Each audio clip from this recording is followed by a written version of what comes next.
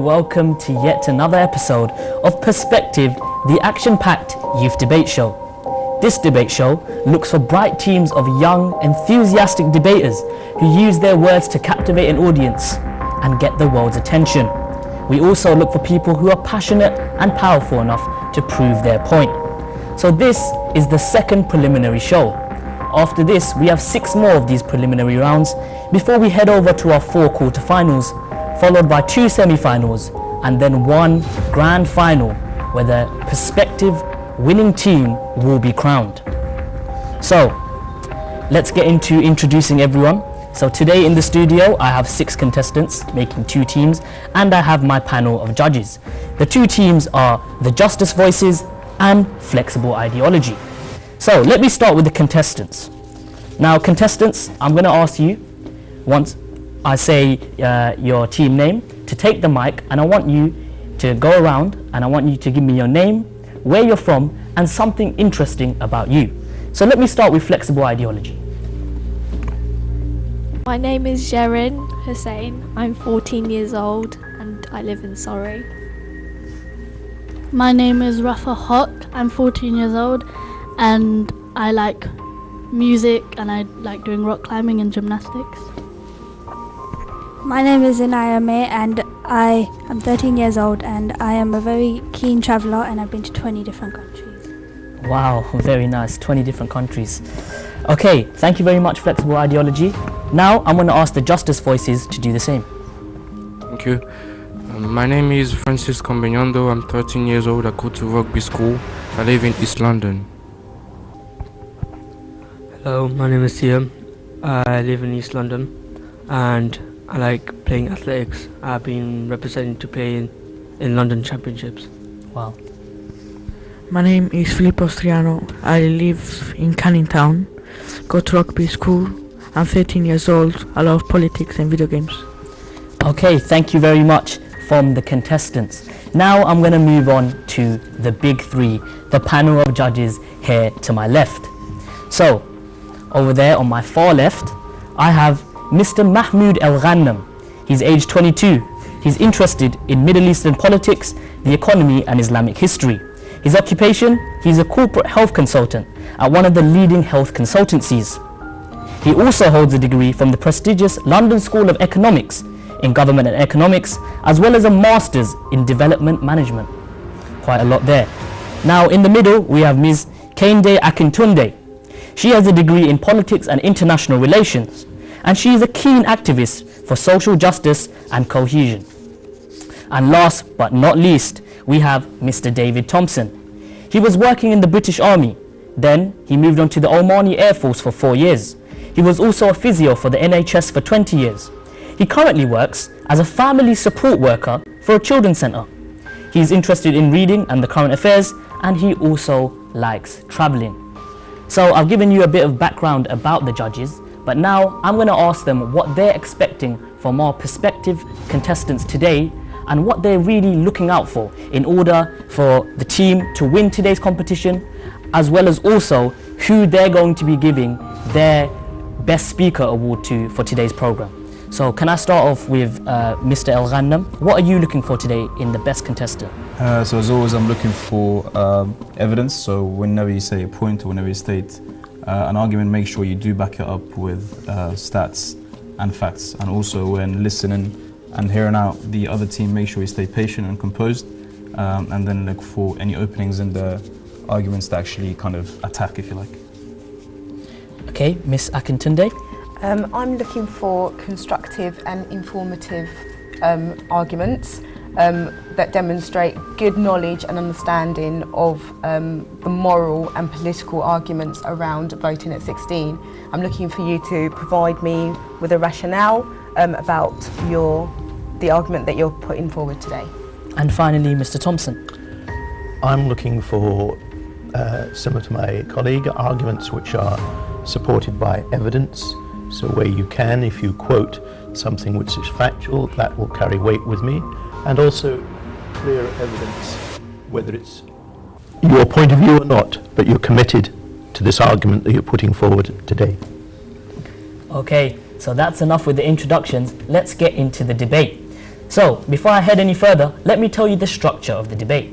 In the first phase of this program, based on what they're arguing for, each contestant is going to give a short 1 to 2 minute speech based on their points and why they are arguing in that particular direction. Then, in the second phase is where we have the actual debate.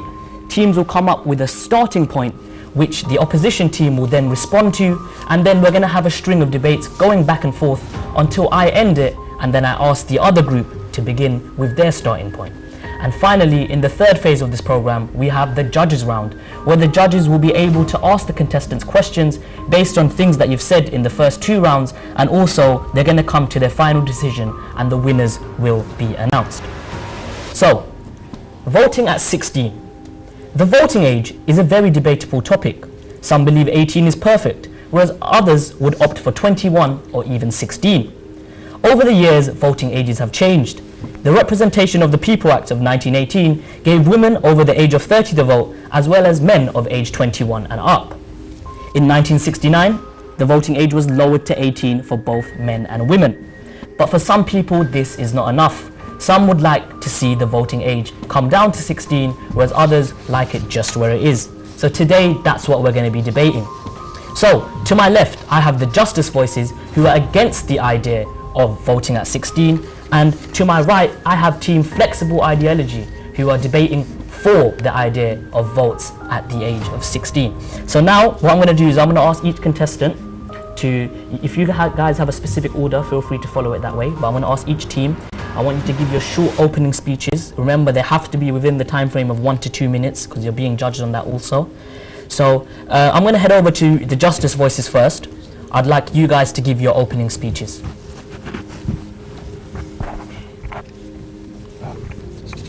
Today we will be arguing against the view that young people at the age of 16 shouldn't vote.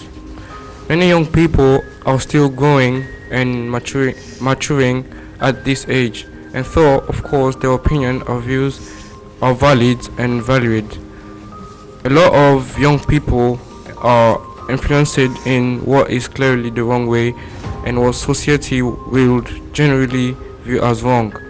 Some example of these influences will be extremist, religious, and political potential, recruitment, and grooming. Gang culture, including influences that promote violence, peer pressure, sexualization, and human trafficking. Other reason why young people at the age of 16 shouldn't vote: lack of having responsibility and experience within the working world and different social climate. At this age, they are still going through their puberty, knowing themselves, discovering and trying things. Politics will not be top priority for them. They are not adults, therefore why should they be involved with politics when they have so much pressure on them from all different angles? Okay, thank you very much, Francis. Now he's going to pass it on to one of his teammates. Today I'm against why shouldn't 16-year-old be allowed to vote. In my opinion, a vote is a formal expression of an individual's choice, whether it benefits the country or not. In democracy, a government is chosen by voting in an election. A way for an electorate to elect is to choose among several candidates from the campaign to be the new government. So as I was saying, why shouldn't 16-year-olds be allowed to vote? It's due to the fact that voting is a huge responsibility. Each vote that is counted will determine who will be running our country. So therefore, for that reason, is why it's important for an adult to take that responsibility. And whereas a 16-year-old, they have other responsibilities such as education. Education is vital. It's most important for a 16-year-old at that time, as they are preparing for their real GCSEs, and their focus must be towards the exam, not politics. So in conclusion, 16-year-olds shouldn't be allowed to vote, as they are still making vital decisions for their future, whether they should make a career out of themselves, and many still are confused, which will end in this by, should we really let 16-year-olds allowed to vote? Thank you. 18 is an age of adulthood, of legal independence, and unrestricted activities. Only legal adults should take the right to vote in a political process, because 16 years old are still considered legal children, and not legal adults. Okay, thank you very much, Team Justice Voices. Now I'm going to head over to my right, where we have Team Flexible Ideology. Can you please, each one by one, give your opening speeches? And remember to hold the mic quite close to your mouth. We're here to argue that 16-year-olds should be able to vote. There are many points as why 16-year-olds should be able to vote. For example, they're mature enough to be able to. Some people may not agree with this, but they're on their last year of school and picking which colleges they want to go to, and they're working their way into the adult world. In addition, as they become older, they become more busier, and with university, they might not have time to vote or register to vote. Consequently, parties are going to miss out on vital votes which could affect the future of the country. If you allow them to vote now while in school, authorities can register them, which is easier for them. If you involve them in politics at an earlier age, they'll stay interested throughout life. The more say they get in what happens, is the more educated they become in the political system. Thank you very much. 16-year-olds can have an effect on the referendums. We know this from the votes submitted by the Scottish electorate for the EU referendum. During the suffragette movement, common arguments were that if women can't fight for the country, why should they be able to vote? But now women can vote. 16-year-olds are in the army and they still aren't allowed to vote. Nowadays, 16-year-olds have phones, so they are up to date with current affairs, whether it's music or celebrities. They all have a knowledge about voting through social media. When we voted to leave the EU, social media blew up and teenagers were sharing their thoughts. This shows that 16-year-olds do care and they will be more interested and involved in the society if allowed to vote at 16.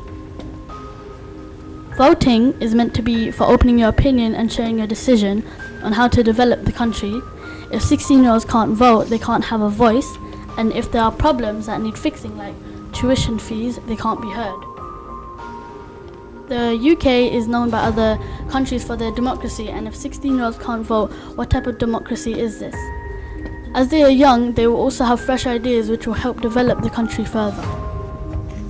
Okay, thank you very much. Now, Inaya. In my opinion, I believe that 16-year-olds should be able to vote, mainly due to the fact that it will affect them the most towards the future. For example, the amount of taxes they have to pay could increase or decrease, or the tuition fees payments towards education. Unlike previous generations, these young people are much more informed about politics through social media and newspapers. This means that they will understand more about politics, which is a positive sign that they are mature enough to vote. At the moment, the younger end of the voting spectrum tends to be undervalued by politicians. Lowering the voting age means a whole wealth of young people could register to vote. The more young people registered, the more the parties have to actually wake up and listen to the needs and demands of young people. If all the 16-year-olds in the UK registered to vote, think about how much parties would want to harness the amount of power, resulting in more policies geared towards our generation. Okay, so a huge thank you to both teams for giving their opening speeches. Some very good speeches that I've heard here on today's program so far. But that brings the end to our first phase of the debate. Our next phase is the actual debating round, where the teams will be communicating with each other in order to prove each other's points. And this will of course be being watched over by the judges, who will take into consideration everything that the contestants do so that they can come to a decision in the third and final round. But for now, we're going to have to take a quick break. Make sure you don't go away because we've got a lot coming up after the break.